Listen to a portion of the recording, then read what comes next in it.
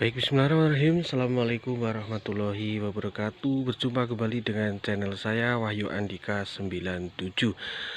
Salam pengguna Daihatsu Zebra Espace di seluruh Indonesia.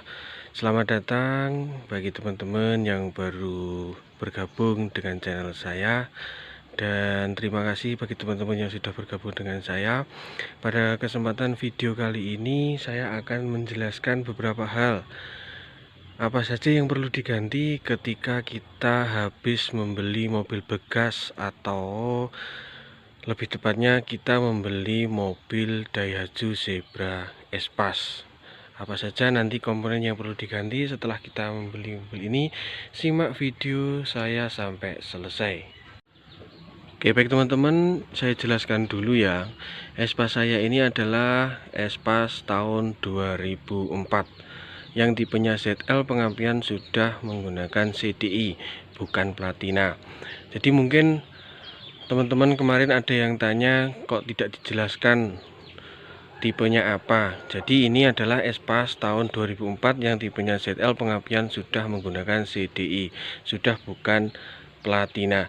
Jadi teman-teman ketika kalian pengen membeli mobil Espace itu, alangkah baiknya kalian juga cek dulu. Yang pertama itu adalah bodinya terlebih dahulu, gimana, ada bekas lakanya atau tidak. Terus kemudian kondisi barangnya gimana, apakah masih kaleng-breng atau mungkin sudah ada tembelan atau dempulan. Itu juga bisa teman-teman pikirkan ulang ketika mau mengambil mobil Espace tersebut.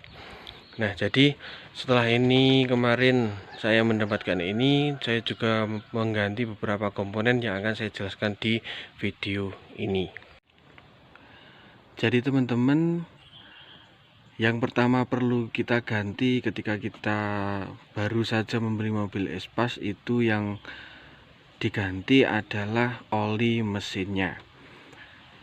Biasanya ketika kita rutin mengganti oli mesin itu biasanya ada jejak rekodnya di sebelah sini. Nah, seperti ini. Tapi kita juga tidak tahu sebelumnya itu jejak rekodnya seperti apa, terus kemudian menggunakan oli apa dan KM berapa diganti oli mesinnya. Jadi alangkah lebih baiknya kita mengganti oli mesin langsung terlebih dahulu, karena agar kita memperbaiki jejak rekodnya seperti apa. Terus kemudian yang kedua, setelah kita ganti oli mesin, jangan lupa sekalian kita ganti filter olinya sekalian. Jadi biar kita tahu kita jejak rekodnya kita ganti berapa dan kapan kita harus ganti. Walaupun sebelumnya itu baru diganti oleh pemiliknya lama, tapi alangkah lebih baiknya ketika kita baru membeli, kita juga langsung mengganti oli tersebut agar kita tahu jejak rekodnya dan kita lebih tenang dalam menggunakan mobil kita. Terus kemudian yang ketiga, kita cek juga oli gardan dan juga oli transmisi, apakah masih baik atau sudah harus diganti. Di sisi kita lebih tenang, kita juga dapat memperbarui jejak rekodnya. Jadi kapan waktunya kita nanti harus waktunya ganti. Jadi yang pertama tadi kita ganti oli mesin, kemudian sekalian filter oli, kemudian setelah itu kita cek oli gardan dan juga oli transmisi. Kalau oli transmisi sendiri itu sebenarnya kita bisa cek di persneleng sini. Ketika kita mau pindah persneleng, apakah ini susah atau mungkin mudah, itu biasanya ketika kita mau dimasukkan ke gigi 1 atau berapapun, itu ketika susah dimasukkan itu pertanda oli transmisi itu sudah hampir habis atau sudah waktunya ganti. Sebenarnya itu teman-teman. Nah, jadi hal yang pertama kita lakukan setelah kita membeli mobil Espace, kita yang pertama ganti oli mesin, sekalian filter oli, terus kemudian cek oli gardan dan juga oli transmisi. Kemudian yang selanjutnya jangan lupa teman-teman ganti yang namanya timing belt. Timing belt itu letaknya ada di bawah jok penumpang, di sebelah sini, di bawahnya sini. Nah, jadi ini saya buka dulu dari sini.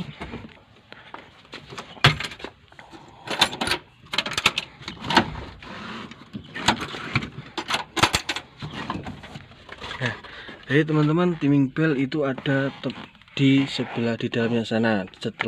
Dan di sini juga ada yang namanya fan belt.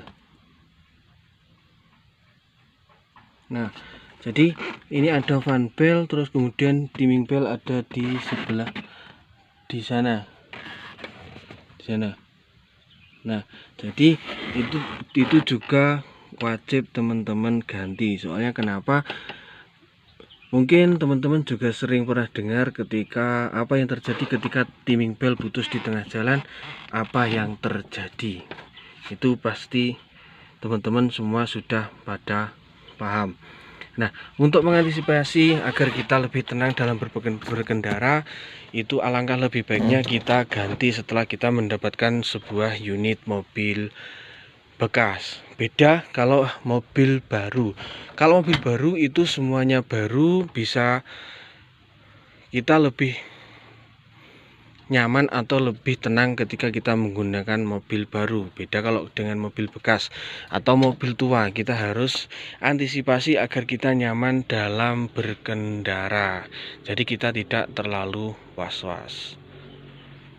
Jadi tadi yang pertama adalah kita ganti oli mesin, kemudian yang kedua filter oli, kemudian cek oli gardan dan juga transmisi, kemudian yang selanjutnya adalah timing belt. Untuk selanjutnya teman-teman bisa juga cek kondisi ban. Biasanya itu walaupun kondisinya bagus, itu biasanya kadang ada yang sudah tahun lama.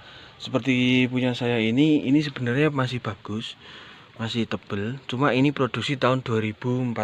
Jadi bisa dikatakan ini sudah ban kadaluarsa, atau ketika kita digunakan itu sudah aus dan sudah waktunya diganti. Dan untuk selanjutnya itu yang perlu teman-teman cek atau perlu teman-teman ganti itu kampas rem juga yang ada di belakang, baik yang ada di depan. Itu bisa teman-teman cek dulu kondisinya seperti apa. Ketika memang itu sudah waktunya diganti, itu teman-teman silahkan diganti saja. Apalagi kalau teman-teman berada di pegunungan seperti saya. Ini adalah hal yang paling krusial ketika kita ada di daerah pegunungan, karena kita medannya naik turun gunung, dan yang paling utama dan yang paling penting itu adalah rem. Kondisi rem itu harus kondisi bagus. Jadi ini yang depan kita cek, yang belakang juga harus dicek. Ketika depan belakang itu masih normal, itu tidak apa-apa kita pasang lagi. Tapi kalau misal tidak, kita harus segera ganti karena itu paling fatal. Kemudian teman-teman jangan lupa servis radiator juga, karena kebanyakan rata-rata itu orang takut membeli Espas, itu katanya sering yang namanya overheat atau radiator panas. Nah, jadi setelah kita membeli mobil Espas, agar kita lebih nyaman berkendara atau kita tidak was-was, itu juga alangkah lebih baiknya juga teman-teman servis radiator juga. Jadi radiator dikorok terus kemudian diservis agar lebih bagus dan kita lebih tenang dan kita lebih nyaman dalam menggunakan mobil Espas ini. Jadi teman-teman, sedikit cerita, tidak usah khawatir tentang mobil Espas, atau mungkin bagi teman-teman yang suka dengan mobil Espas tapi takut untuk membeli Espas, jangan takut teman-teman. Jadi mobil Espas ini ketika kita rawat dengan baik dan kita tahu celah-celah gimana kita perbaiki dan segera kita perbaiki, jangan sampai telat, itu pasti bakalan aman, tidak terjadi hal-hal yang diinginkan. Dan mobil Espas sendiri itu kabinnya agak lega teman-teman. Jadi depannya juga lega, belakang juga lega, bisa muat 1 RT. Nah, jadi teman-teman jika ingin membeli mobil Espas itu sebenarnya sangat rekomen sekali. Oke, jadi teman-teman, jadi itu tadi hal-hal yang perlu kita ganti atau harus segera kita ganti ketika kita baru membeli mobil bekas, khususnya Daihatsu Espas. Jadi yang pertama tadi kita harus segera ganti oli mesin, entah itu apapun kondisinya, entah itu jejak rekodnya seperti apa, atau mungkin pemilik sebelumnya baru mengganti, tapi kita wajib harus mengganti karena untuk memperbaiki jejak rekodnya. Karena jejak rekod ini sebenarnya itu bisa dimanipulasi. Jadi agar kita lebih tenang dan kita lebih nyaman dalam berkendara dan kita tahu kondisi mobil kita seperti apa, jadi alangkah lebih baiknya kita memperbaiki rekodnya seperti itu. Jadi langsung ganti saja oli mesinnya dan juga sekalian filter olinya. Terus kemudian yang selanjutnya itu jangan lupa cek oli mesin dan juga oli gardan dan juga oli persneleng. Kondisinya seperti apa? Apakah masih bagus atau mungkin harus diganti? Itu juga harus diganti. Kemudian untuk selanjutnya jangan lupa cek timing bell. Kalau perlu langsung diganti saja karena kita juga tidak tahu jejak rekodnya seperti apa, pemilik sebelumnya seperti apa. Kita wajib atau saya sarankan itu langsung diganti saja agar kita tahu jejak rekodnya seperti apa. Terus kemudian selanjutnya cek kondisi rem bagi teman-teman yang berada di daerah pegunungan seperti saya yang hampir setiap hari naik turun gunung. Itu yang paling penting adalah rem. Kemudian yang terakhir adalah radiatornya. Radiatornya diservis terlebih dahulu atau langsung diservis agar tidak terjadi yang namanya overheat. Jadi tidak hanya Espas saja kok. Jadi hampir semua mobil ketika tidak dirawat dengan betul itu juga terjadi seperti semacam itu. Oke, jadi teman-teman mungkin cukup sekian dulu video yang dapat saya buat. Semoga bermanfaat buat teman-teman. Dan jika ada salah dalam penyampaian saya bisa dikoreksi di kolom komentar karena ini sudah menunjukkan pukul 12 kurang seperempat menit dan hari ini hari Jumat dan video saya akhiri sampai di sini dulu.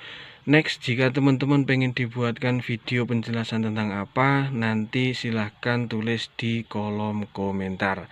Jangan lupa like, komen, dan subscribe-nya, share jika kalian suka dengan video saya. Dan jangan lupa